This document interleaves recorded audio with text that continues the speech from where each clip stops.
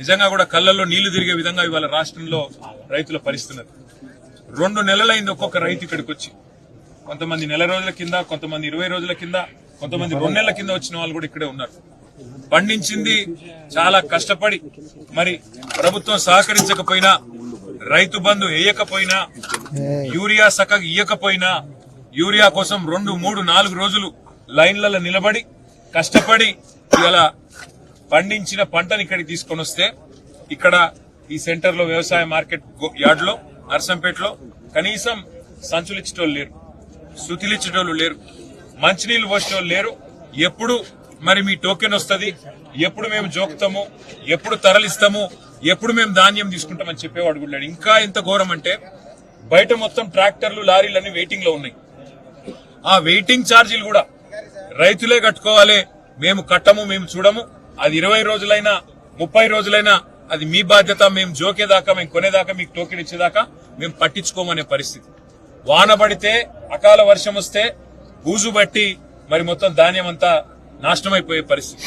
ఒక దయనీయమైన, చాలా హృదయ విదారకమైన పరిస్థితిలో ఇవాళ రాష్ట్రంలోని రైతులున్నారు. వాళ్ళందరూ చెప్తున్నది ఒకటే ఒక మాట, ప్రభుత్వమే కొంటే 2400 రూపాయలు వస్తుందని చెప్పి మేము ఇక్కడికి వచ్చినాం. బయట 1800, 1700 కొనే పరిస్థితి ఉన్నది. కానీ దాంతో మాకు లాభం రాదు, కొంత ఒక 400, 600 రూపాయలు ఎక్కువ వస్తుంది క్వింటాల్ అని చెప్పి ఇక్కడికి వచ్చినాం. కానీ మమ్మల్ని పట్టించుకుంటున్న లేరు అని చెప్తున్నారు.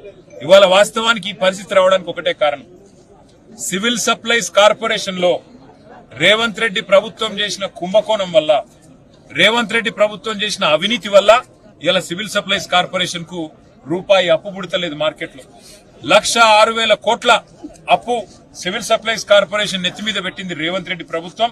ఆ కార్పొరేషన్ ని కుంభకోణాల్లో ముంచేసింది. దానివల్ల కార్పొరేషన్ కు ఒక పైస వస్తలేదు. మరి ఆ కార్పొరేషన్ పైసలు వస్తలేవు. సివిల్ సప్లైస్ వాళ్ళు వడ్లు కొనాలి, మార్క్ఫెడ్ వాళ్ళు మక్కలు కొనాలి. ఇలా రేవంత్ రెడ్డి ప్రభుత్వం చాలా తెలివిగా ఏం చేస్తున్నదంటే, సివిల్ సప్లైస్ కార్పొరేషన్ కు పైసా ఉడతలేదు కాబట్టి మార్క్ఫెడ్ ద్వారా 22,700 కోట్ల అప్పు తీసుకొని ఆ అప్పును మక్కలకి ఇవ్వకుండా ఆ పైసలు మొత్తం ఇవాళ వడ్ల కొనుగోలుకు మళ్లించే ప్రయత్నం చేస్తా ఉన్నారు. దానివల్ల ఇవాళ నెల రోజుల కింద తెచ్చిన ధాన్యం 15 రోజుల కింద జోకి కొన్నా రూపాయి ఇంతవరకు పడలేదు, అర పైసా కూడా ప్రభుత్వం ఇవ్వట్లేదు. అంటే కుంభకోణాల్లో కూరుకుపోయిన ప్రభుత్వానికి ఇవాళ ఉన్న పరిస్థితి ఏంది అంటే, మార్కెట్ లో అప్పు పుట్టదు, కనీసం ధాన్యం కొనే తెలివి లేదు. అటు వరి ధాన్యం గాని, ఇటు మక్కలు గాని కొనే తెలివి లేదు. ఇవాళ రాష్ట్ర ప్రభుత్వాన్ని మేము సూటిగా అడుగుతున్నది ఒకటే, రేపటితో సరిగ్గా 4 ఏళ్లు రాహుల్ గాంధీ గారు ఇదే వరంగల్ జిల్లాకు వచ్చి ఆర్ట్స్ కాలేజీల మీటింగ్ పెట్టి ఆ రోజు 34 హామీలు ఇచ్చిండు ఈ రాష్ట్రంలోని రైతులకు. 15,000 రైతు భరోసా ఇస్తామని, భూ యజమానులకే కాదు కౌలు రైతులకు రైతు భరోసా ఇస్తామని, ధాన్యం కొనుగోలు అద్భుతంగా చేస్తామని, కనీస మద్దతు ధర కాదు ప్రతి పంటకు 500 బోనస్ ఇస్తా అన్నాడు. మక్కలకు 500, పత్తికి 500, వడ్లకు 500, ఇంకా అన్ని పంటలకు 500 బోనస్ అని చెప్పి బోగస్ మాటలు ఇన్ని చెప్పినారు. చెప్పడంతో పాటు 2 లక్షల రుణం ఒకటేసారి మాఫీ చేస్తామని చెప్పినారు. ఒక్క హామీ నెరవేర్చిండ్రా? 4 ఏళ్ల కింద రాహుల్ గాంధీ చెప్పిన మాటలో ఒక్కటన్న నిజమైందా? దయచేసి ఈ ప్రభుత్వం చెప్పాలని చెప్పి నేను కోరుతా ఉన్నా. కనీసం యూరియా ఇచ్చే ముఖం లేదు మీకు. యూరియాను కూడా కేసీఆర్ గారి నాయకత్వంలో ప్రభుత్వం ఉన్నప్పుడు ఆ రోజు ఒక ఫోన్ కొడితే, ఒక ఆటో సోదరుడికి ఒక ఫోన్ కొడితే పొలం కాడికి యూరియా బస్తాలు వచ్చేది. ఇలా పరిస్థితి నుంచి యూరియా కోసం 3-4 రోజులు చెప్పుల లైన్లో పెట్టి బోధినే రోజులు, మళ్ళా అక్కడికి ఇవాళ మార్కెట్ యార్డ్కి వచ్చి 1-2 నెలలు పడిగాపులు కాసే పరిస్థితిలో ఈ రాష్ట్రంలో ఒక దయనీయమైన, హృదయ విదారకమైన పరిస్థితిలో రైతులున్నారు. వాళ్ళ కళ్ళలో కన్నీళ్లు కూడా ఇంకిపోయిన పరిస్థితి ఇలా కనబడతా ఉంది. అందుకే రాష్ట్ర ప్రభుత్వాన్ని మేము చెప్పేది ఒకటే, ఎద్దేడ్చిన వ్యవసాయం బాగుపడది, రైతేడ్చిన రాజ్యం బాగుండది. ఇకనైనా సిగ్గు తెచ్చుకోండి రేవంత్ రెడ్డి గారు. బ్రోకర్ పనులు బంద్ చేసి ఎంతసేపు భూములు ఎట్లా అమ్ముదాం, పైసలు ఎట్లా దొబ్బుదాం, కమిషన్లు ఎట్లా తీసుకుందాం, ఢిల్లీకి మూటలు ఎట్లా పంపుదాం, కుర్చీలు ఎట్లా కాపాడుకుందాం, అది కాదు నువ్వు చేయాల్సిన పని. ఇవాళ నువ్వు రాష్ట్రానికి ముఖ్యమంత్రివి. 70 లక్షల మంది రైతులు నీ దిక్కు చూస్తున్నారు. రైతు బంధు అయ్యవు, నాట్లప్పుడు పడాల్సిన రైతు బంధు ఇవాళ పంట కోతకొచ్చి పంట కుప్పలు పెట్టి ఇలా మార్కెట్ యార్డ్లోకి వచ్చినా రైతు బంధు వేసే తెలివి లేదు నీకు.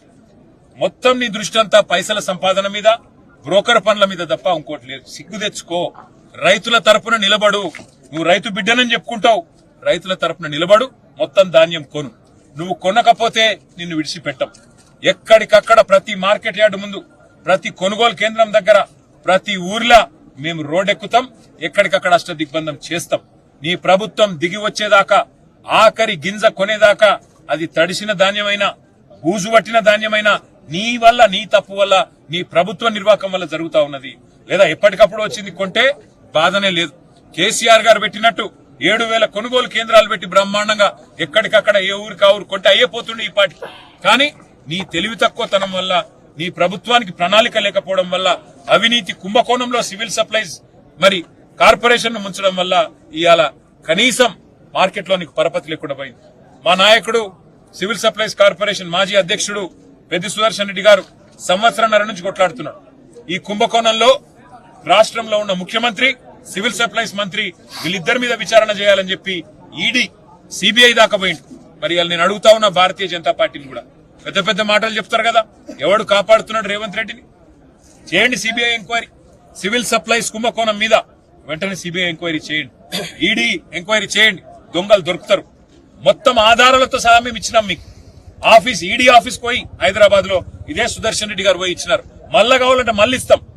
ఒకవేళ నిజంగానే కాంగ్రెస్ బీజేపీ బాయి కాకపోతే, కాంగ్రెస్ వాళ్ళను బీజేపీ వాళ్ళు కాపాడుతున్న మాట నిజం కాకపోతే, మీకు ఈషన్ మాత్రమైన రైతుల మీద ప్రేమ ఉంటే వెంటనే సివిల్ సప్లైస్ కుంభకోణం మీద విచారణ చేయాలని చెప్పి కూడా మేము డిమాండ్ చేస్తున్నాం.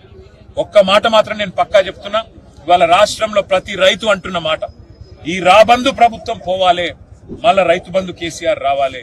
అప్పుడే మరి రైతులకు జరుగుతుంది. దయచేసి రైతులకు కూడా మేము చేసే విజ్ఞప్తి ఒకటే, మీరు బేజారు కాకుండ్రి. మీకోసం మమ్మల్ని కేసీఆర్ సార్ ఇవాళ అన్ని మార్కెట్ యార్డులు తిరగండి, అన్ని కొనుగోలు కేంద్రాలకు పోండి అని మమ్మల్ని పంపించండి. మేము రాష్ట్రమంతా తిరుగుతాం, మీకు అండగా నిలబడతాం. ఎవ్వరు బేజారు కావద్దు, ఎవ్వరు ధైర్యం కోల్పోవద్దు. గల్లా బట్టి ప్రభుత్వాన్ని బజార్ల గుంజైనా సరే మీ తరఫున మేం కొట్లాడతాం. ఆఖరి గింజ కొనేదాకా ఇడిచిపెట్టమని చెప్పి కూడా చెబుతూ, మరి అలా ఇక్కడ కలిసి తమ ఆవేదన వెలబోసుకున్న రైతులందరికీ కూడా నేను ఒకటే చెప్తున్నా, ధైర్యం కోల్పోకండి.